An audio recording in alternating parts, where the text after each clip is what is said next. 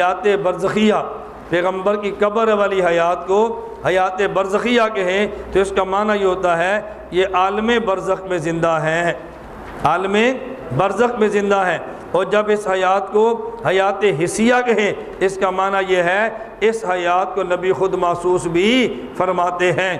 اور جب اس حیات کو حیات جسمانیہ کہیں اس کا معنی یہ ہے یہ حیات پیغمبر کے جسم کو حاصل ہے۔ اور جب اس حیات کو حیات دنیاویہ کہیں اس کا مطلب یہ ہوتا ہے یہ حیات دنیا والے جسم کو حاصل ہے۔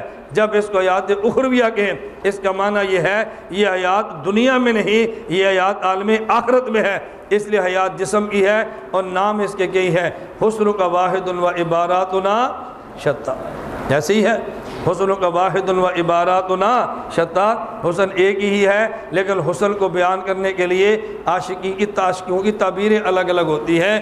پیغمبر کی حیات محض روحانیہ نہیں بلکہ پیغمبر کی حیات قبر والی یہ جسمانی حیات بھی ہے۔ دعا یہ کرو اللہ ہم سب کو علماء دیوبند کے مسلک پر ان کے مشرب کے مطابق چلنے کی توفیق عطا فرمائے۔ ہم علماء